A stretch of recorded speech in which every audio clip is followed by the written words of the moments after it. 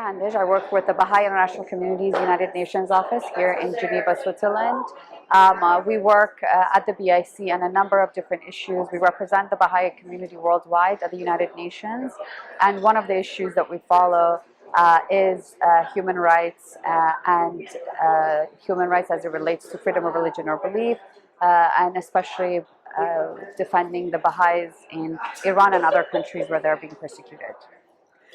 The Baha'i faith is a religion founded in the 19th century that teaches the essential worth of all religions and the unity of all people. The religion is estimated to have 5 to 8 million adherents, known as Baha'is, spread throughout most of the world's countries and territories. The religion initially developed in Iran and parts of the Middle East, where it has faced ongoing persecution since its inception. The Iranian constitution set the groundwork for the institutionalized persecution of Baha'is. The Islamic Republic of Iran that recognizes 4 religions whose status is formally protected: Zoroastrianism, Judaism, Christianity, and Islam. Members of the first 3 minority religions receive special treatment under Iranian law. As such, Iranian law treats Baha'is as heretics rather than members of an independent religion. So the Baha'i community in Iran has faced systematic state-sponsored persecution for over 4 decades, since the beginning of the Islamic Revolution in 1979.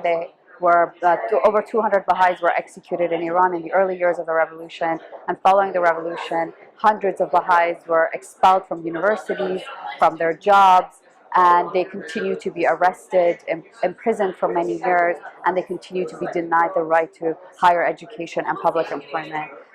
Just in the past few weeks, we've had over 180 incidents of persecution against the Baha'is in Iran, including over 60 arrests and imprisonments.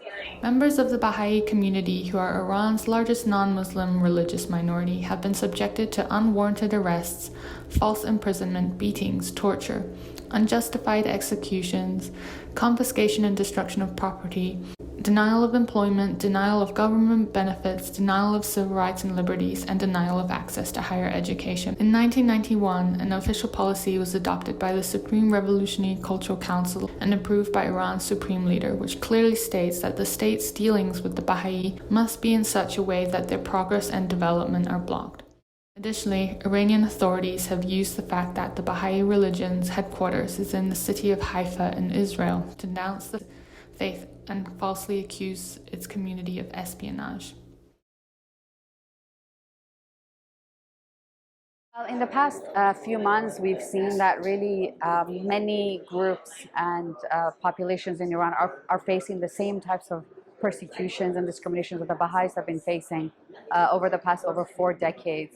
So unfortunately, the human rights violations have increased, and now really we see a movement in Iran against kind of the hate speech and the discrimination that the Iranian government has tried to spread against minorities such as the Baha'is in these over 40 years. One of the cruelest crimes to have befallen the oppressed Baha'i minority of Iran took place 40 years ago in the southern city of Shiraz. On 18th of June 1983, 10 women aged 17 to 57 were executed. Their supposed crime was that they belonged to the Baha'i faith and had refused to renounce it. The Baha'i international community launched the hashtag #OurStoryIsOne to mark the 40th anniversary of the execution of the 10 Baha'i women in Iran, and to honor the executed women and their struggles for equality. The documentary Before Sunrise tells the tales of these 10 women. It was produced to honor the women and their struggles. So I'm Kambiz Keramati. I'm a journalist with Radio Farda. It was just 3 of us. So we started almost 2 months before the anniversary of the executions. We started from research, and then we traveled together, all 3 of us, to 4 or 5 countries to interview the family members. And then exactly 40 years ago, a group of Baha'i women, 10 Baha'i women together with 6 men, have been executed all together in a couple of days. So that was the most important thing that we thought that, okay, this is something that the world has to know about.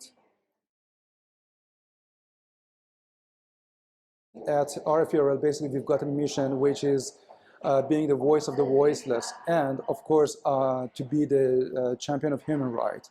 So there is a silver lining between journalism and activism. We are obviously journalists, not activists, but still it doesn't mean that we have to be silent when the violation of human rights happens. So on the contrary, as a journalist, we have a duty to shed light on the cases of violation of human rights. So that's what we've been pursuing for the past few years in Radio Farda. We hope that Iran can become a place where every single group, every single religion, every single ethnicity can find for itself a place where they can live and they can contribute and they can participate equally in the betterment of the country. And that is really our hope for the country.